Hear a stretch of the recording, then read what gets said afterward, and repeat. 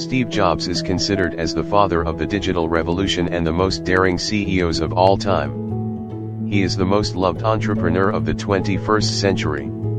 Steve Jobs was the founder of Apple Incorporated, primary investor and ex-CEO of Pixar, and one of the board of directors of Walt Disney Company. Gifted with hypnotizing charisma, Jobs possessed unlimited vision and extraordinary passion for his work. Steve Jobs rose above personal struggles to become one of the world's most successful innovators and businessmen. In many ways, his career has become a model and inspiration to many. Steve Jobs was born in San Francisco in 1955. He was adopted at birth by a couple named Paul and Clara Jobs. Luckily, both of Steve's adopted parents were focused on the role of education and the difference it can make in their young son's life. Steve's mother Clara was an accountant and she taught Steve how to read before he even started kindergarten. Paul Jobs, a machinist for a company that made lasers, taught his son electronics and how to work with his hands. He did little things that encouraged his son to be inquisitive and to always embrace learning. For instance, one day, Paul Jobs cleared off a section of his workbench and gave it to the young Steve. At that workbench, Steve was encouraged to take apart and reassemble devices to learn how they work. This way journey of a legend started. Steve Jobs showed an early interest in electronics and gadgets. While in high school, he fearlessly called Hewlett-Packard co-founder and chairman William Hewlett to ask for parts for a school project. Impressed by Jobs, Hewlett not only provided him with the parts but also offered him an internship at Hewlett-Packard. It was the moment that Jobs met and befriended Steve Wozniak, a young engineer who was 5 years his senior.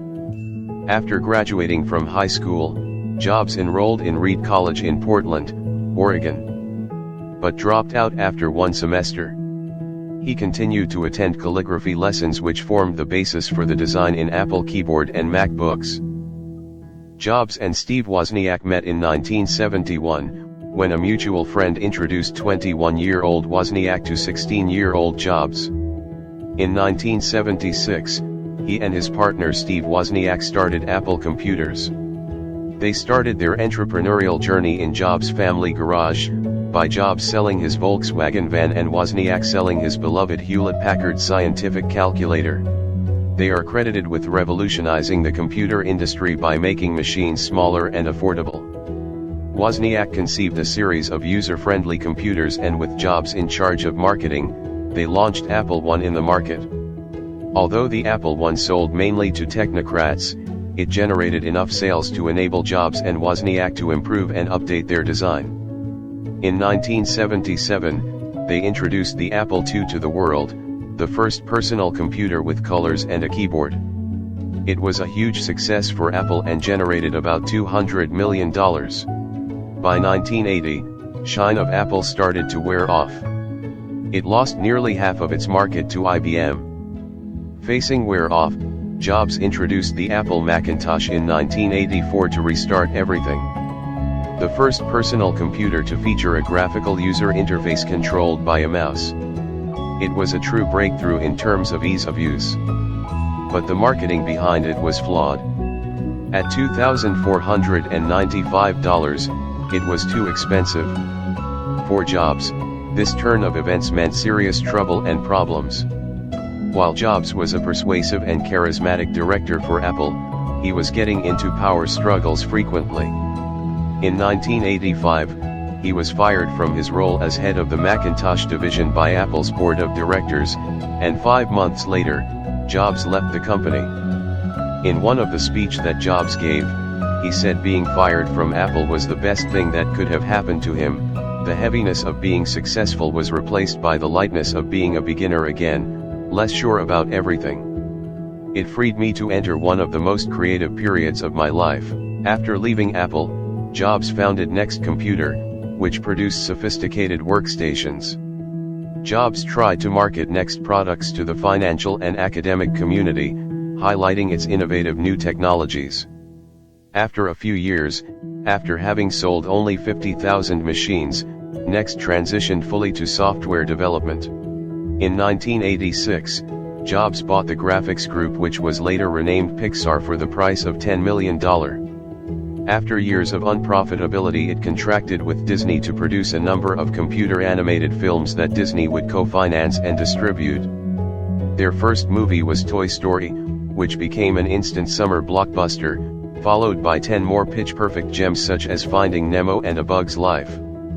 In 2006, Disney had agreed to purchase Pixar in an all-stock transaction worth $7.4 billion. Jobs became the Walt Disney Company's largest single shareholder, owning 7% of the company's stock. In 1996, next, the company that Jobs had started with $7 million was sold to Apple for $429 million in order to integrate its technologies into Apple's operating system.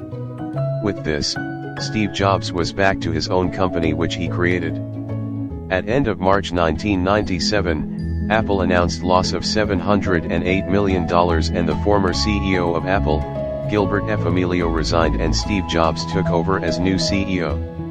He debuted a new line of affordable home desktop in 1998, the iMac.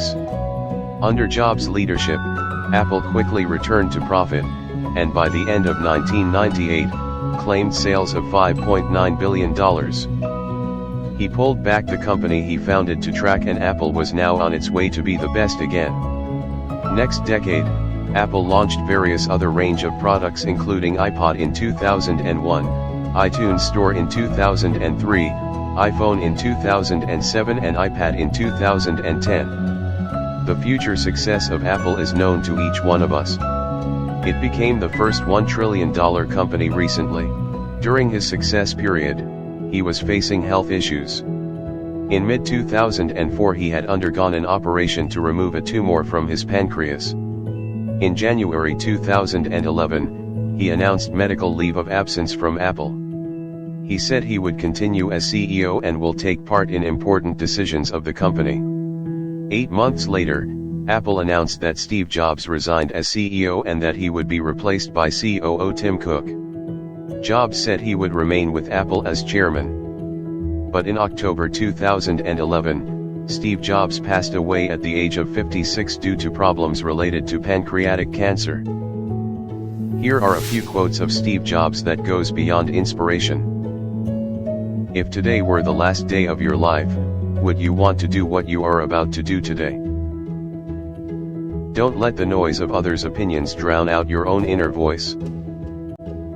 I think the things that you regret the most in life are the things you didn't do.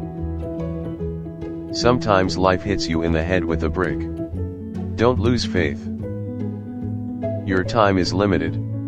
So don't waste it living someone else's life. My favorite things in life don't cost any money.